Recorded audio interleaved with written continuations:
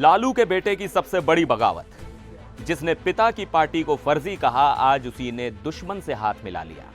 NDA सरकार के समर्थन का ऐलान और बहन रोहिणी के लिए एक ऐसा प्लान जो तेजस्वी की नींद उड़ा देगा। क्या है ये लालू राज का अंत या एक नए महाभारत की शुरुआत? नमस्कार, मैं हूं सिद्धार्थ प्रकाश। बिहार की राजनीति में आज वो हुआ है जिसकी किसी ने कल्पना नहीं की थी।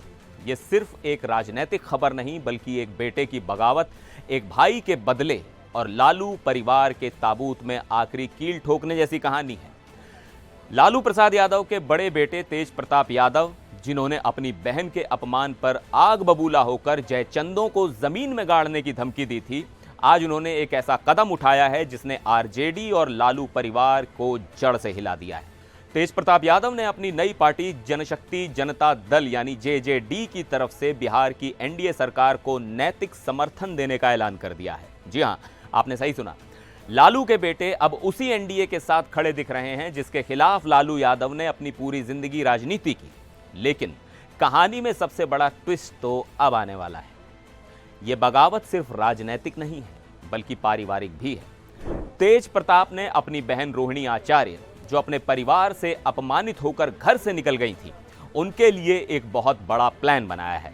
तेज प्रताप ने अपनी पार्टी की बैठक में प्रस्ताव रखा है कि रोहिणी आचार्य को उनकी पार्टी का राष्ट्रीय संरक्षक बनाया जाएगा, यानी अपनी पार्टी का सुप्रीम बॉस।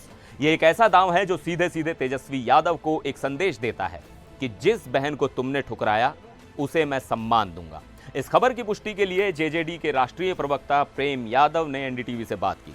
सुनिए उन्होंने क्या कहा। बिहार विधानसभा चुनाव में हार के बाद तेज प्रताप यादव ने अपनी पार्टी जनशक्ति जनता दल की एक समीक्षा बैठक बुलाई थी और समीक्षा बैठक में क्या कुछ बातें हुई हैं, हमारे साथ सभी बातों को रखने के लिए पार्टी के राष्ट्रीय प्रवक्ता प्रेम यादव हैं।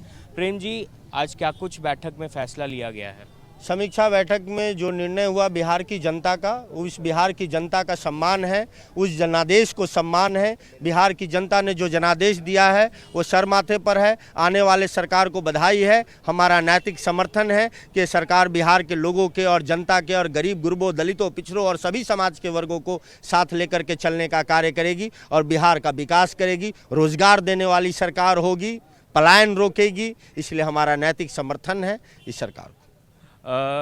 अभी कुछ देर से हम लोग देख रहे हैं कि एनडीए के कई नेता तेज प्रताप यादव से मिलने भी पहुंच रहे हैं और इस बात की चर्चा भी है कि तेज प्रताप यादव को इस सरकार में मंत्री बनाया जाएगा।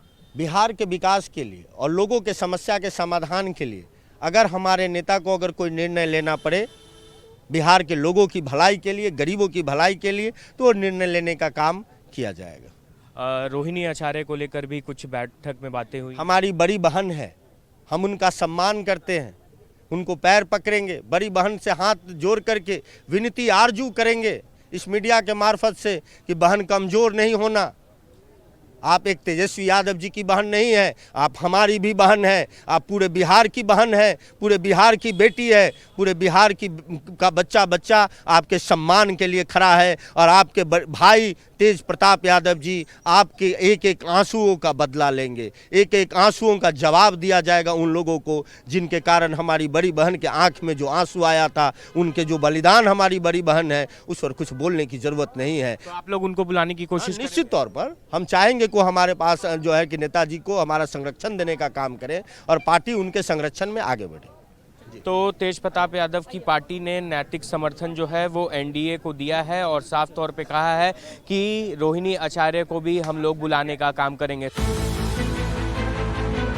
तो जैसा कि आपने सुना, तेज प्रताप अब इस मामले में पीछे हटने वाले नहीं हैं। वो पहले ही आरजेडी को फर्जी पार्टी और अपनी जेजेडी को असली लालू यादव पार्टी बता चुके हैं। अब सवाल ये उठता है कि तेज प्रताप ने ये कदम क्यों उठाया? क्या ये वाकई बहन के सम्मान की लड़ाई है या फिर इसके पीछे कोई गहरी राजनैतिक रणनीति है? इसे समझने के लिए हमें थोड़ा पीछे जाना होगा। 2025 के बिहार विधानसभा चुनाव में आरजेडी से निकाले जाने के बाद तेज प्रताप ने अपनी पार्टी जेजेडी बनाई और 21 सीटों पर उम्मीदवार उतारे। वो खुद महुआ सीट से चुनाव लड़े। उन्हें उम्मीद थी कि वो 10 से 15 सीटें जीतकर किंग मेकर बनेंगे, लेकिन नतीजे ठीक उल्टे आए। तेज प्रताप की पार्टी का एक भी उम्मीदवार नहीं जीता और तो और वो खुद अपनी महुआ सीट पर तीसरे नंबर पर रहे, यानी जनता ने उनके इस विद्रोह को पूरी तरह नकार दिया। तो क्या ये एनडीए को समर्थन चुनाव में मिली करारी हार के बाद सत्ता समीकरण में बने रहने की एक कोशिश है? राजनीतिक विश्लेषकों का तो यही मानना है। वो अपनी राजनीतिक जमीन खो चुके हैं और अब एनडीए के सहारे अपनी पहचान बचाना चाहते हैं। तो तस्वीर कुछ ऐसी बन रही है।